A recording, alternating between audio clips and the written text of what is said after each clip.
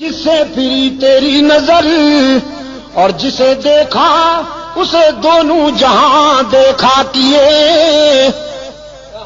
صدیقہ کائنات رضی اللہ تعالی عنہ افسردہ ہو کر اجازت لے کر اپنے باپ کے گھر آئیں، صدیق اکبر کے گھر آئیں، یہ سوچتے ہوئے کہ ماں کو درد دل سناؤں گی، باپ کے سامنے آنسو بہاؤں گی. لیکن فرماتی ہیں گھر پہنچی تو ماں بھی آنسو میں ڈوبی ہوئی ہے، باپ بھی قرآن کی تلاوت کرتے ہیں اور زارو قطار رو رہے ہیں. میری تو سمجھ میں کچھ نہیں آ رہا تھا. دیکھا منافقین کا پراپگنڈا کیسے کیسے معصوموں کو مبتلا کر دیتا ہے. فرماتی ہیں سمجھ میں کچھ نہیں آ رہا تھا کہ میرے گھر کیا قیامت ٹوٹ گئی. یہ تو ام مصطح کی زبانی پتہ چلا کہ عائشہ کتنی بھولی ہے تو، تیرے خلاف تو مستقل محاذ بن چکا ہے، مستقل محاذ بن چکا ہے.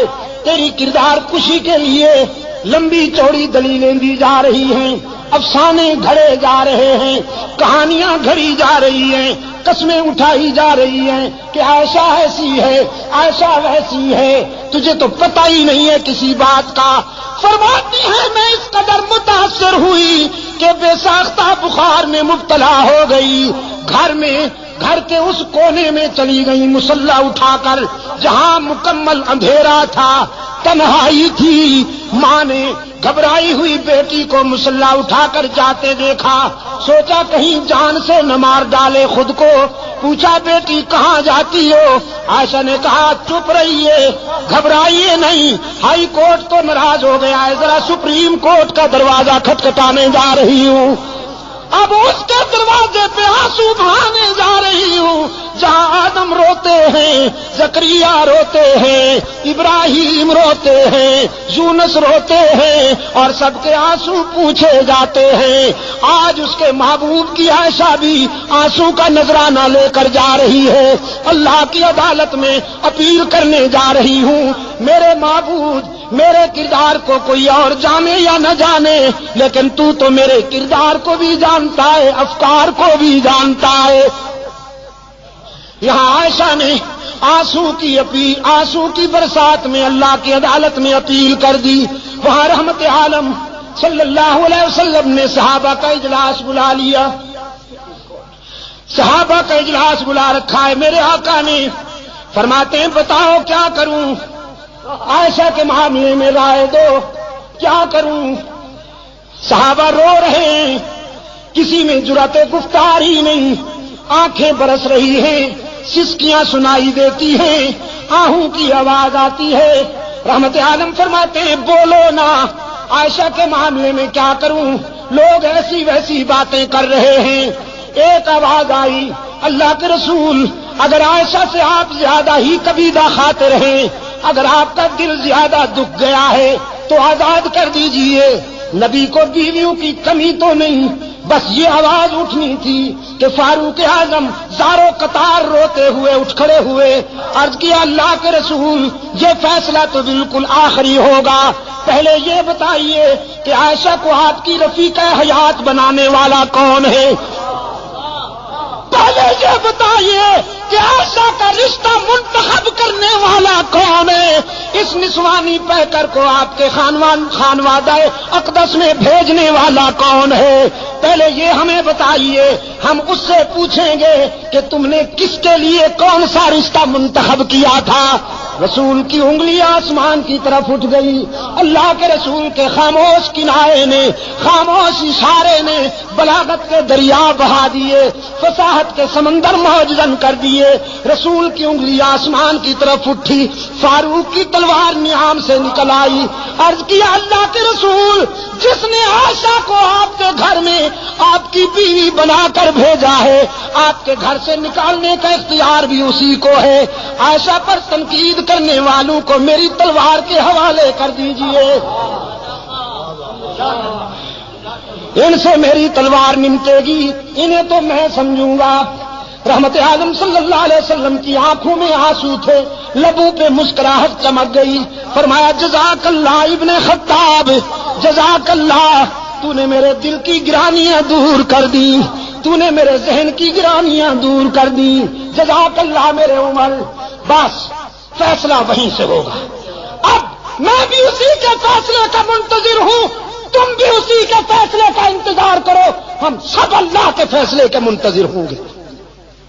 یہاں سے نعرہ تکبیر، نعرہ تکبیر، اسلامی انقلاب، شان صحابہ، شان صحابہ، مولانا عبد المجید شاہ ندیم، مولانا ضیاء الرحمان فاروقی، حضرت مولانا محمد ایوب جان پنوری، چترال کے غیور عوام، مجاہدین افغانستان،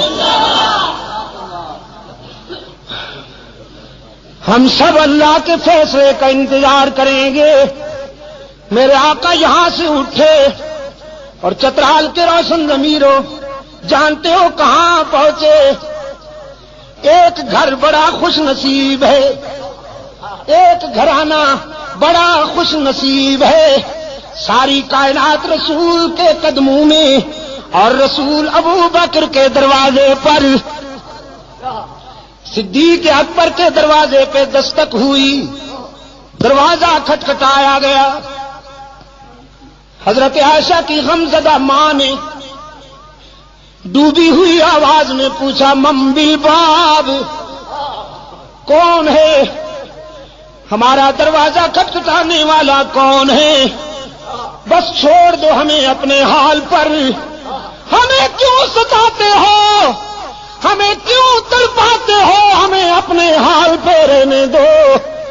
باہر سے کوثر و تسنیم میں دھلی ہوئی آواز بلند ہوئی، ابو بکر کے گھر والوں دروازہ کھولو نا، تمہارے دروازے پہ آسمان رسالت کا سراج منیر آیا ہے، عبداللہ کا یتیم آیا ہے، محمد عربی آئے ہیں، دوڑتی ہوئی آئی ہے۔ حضرت عائشہ کی والدہ دروازہ کھولا، رحمت عالم صلی اللہ علیہ وسلم کو دروازے پہ موجود پایا، عرض کیا اللہ کے رسول آپ، صبح صادق طلوع ہو گئی، شام غم کو سویرا مل گیا۔ رحمت عالم صلی اللہ علیہ وسلم نے فرمایا باقی باتیں بعد میں، پہلے یہ بتاؤ میری عائشہ کہاں ہے؟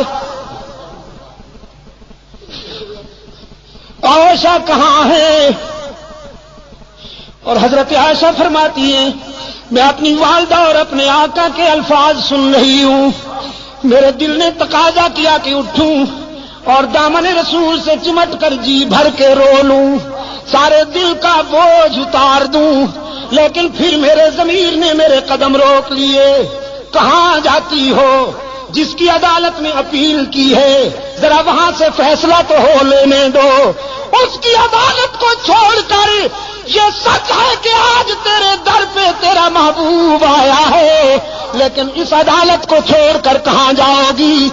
ماں نے عرض کیا اللہ کے رسول میری بیٹی تو اسی دن سے آنسو میں ڈوب چکی ہے، بولتی بھی نہیں، کسی بات کا جواب بھی نہیں دیتی، مصلی پہ سجدے میں روتی رہتی ہے۔ رحمت عالم صلی اللہ علیہ وسلم قریب آئے، عرض فرمانے لگے عائشہ آج اپنی صفائی میں جو کچھ کہنا چاہتی ہو کہو، سننے کے لیے آیا ہوں۔ حضرت عائشہ فرماتی ہیں میرے آقا اشکو بسی و حزنی اللہ، آج میرا وہی حال ہے جو ابو یوسف کا تھا۔ فرماتی ہیں میرے غم و حزن کا یہ عالم کہ یعقوب علیہ السلام کا نام ہی بھول گیا، ابو یوسف کہہ کر گزارا کیا۔ آقا میں آج کیا کہوں بھی تو لوگ نہیں مانیں گے، جو کچھ کہنا چاہتی تھی علیم بذات الصدور کو کہہ بیٹھی ہوں اور اسی کے فیصلے کی انتظار کر رہی ہوں۔ وہ یوسف پر الزام کی صفائی دینے والا ہے، وہ موسیٰ پر الزام کی صفائی دینے والا ہے، وہ عیسیٰ پر حضرت مریم پر لگائے جانے والے الزام کی برات کرنے والا ہے۔ آج ابو بکر کی بیٹی بھی اسی کے دروازے پہ رو رہی ہے، میں نے جو کچھ کہنا تھا اسی کو کہہ بیٹھی ہوں۔ رحمت عالم نے فرمایا عائشہ میں بھی اسی کے فیصلے کا منتظر ہوں، اس لیے کہ تیرے بیٹے نے تیری مثل سپریم کورٹ میں بھیج دی تھی، عمر نے تیرا کیس اللہ کی عدالت میں بھیج دیا ہے، میں بھی اسی کے فیصلے کا منتظر ہوں۔ صدیقہ فرماتی ہے میں نے سوچا وہ بڑا بے نیاز ہے، نہ معلوم کب فیصلہ آئے گا، یہ تو معلوم ہی نہیں تھا مجھے کہ ہمیں میدان و ہمیں گو۔ حضور بیٹھے، چہرے پر وہ پسینے کی بوندیں چمکنے لگی جو وحی کے وقت ہوا کرتی تھی، چادر اوڑھ لی اور جسد اطہر پر وہ کپ کپی تاری ہو گئی جو وحی کے وقت ہوا کرتی تھی۔ میں سمجھ گئی کہ کال مل گئی ہے، رابطہ قائم ہو گیا ہے، کانپتی ہوئی اٹھ بیٹھی، دیکھوں فیصلہ کیا ہوتا ہے۔ ماں بھی قریب آ بیٹھی ہے۔ رحمت عالم صلی اللہ علیہ وسلم پر کچھ دیر وحی کی کیفیت طاری رہی، پھر حضور نے چہرہ اطہر سے چادر اٹھائی۔ حضرت عائشہ فرماتی ہیں میں نے غور سے چہرہ رسول کو پڑھا اور رسول کے چہرے پر نظر پڑتے ہی میرے ضمیر نے مجھے بشارت دی، عائشہ مبارک ہو تو کیس جیت گئی، تیری شام غم ختم ہو گئی۔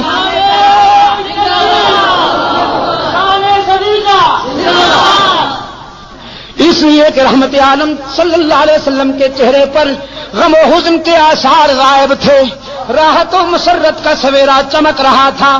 چادر ہٹاتے ہی رحمت عالم صلی اللہ علیہ وسلم نے فرمایا عائشہ مبارکباد دیتا ہوں، اے صدیق کی بیٹی، تیرے مقدر کا کون مقابلہ کرے کہ موسیٰ پر الزام لگے تو ایک عورت وکیل صفائی بنتی ہے، یوسف پر الزام لگے تو ایک لڑکا وکیل صفائی بنتا ہے، مریم پر الزام لگے تو عیسیٰ بچہ وکیل صفائی بنتا ہے، لیکن ابو بکر کی بیٹی یہ تیرا مقدر ہے کہ جب منافقین نے تجھ پر تنقید کی تو خود رب العالمین وکیل صفائی بن گیا،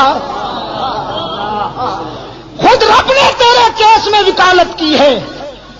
اور قرآن اترا الخبیثات للخبیثین والخبیثون للخبیثات والطیبات للطیبین والطیبون للطیبات اولئک مبرؤون مما یقولون لهم مغفرۃ ورزق کریم۔ اور میں حضرت شیخ الحدیث مدظلکم میں اسی موڑ پر کہا کرتا ہوں اور اللہ سے دعا کرتا ہوں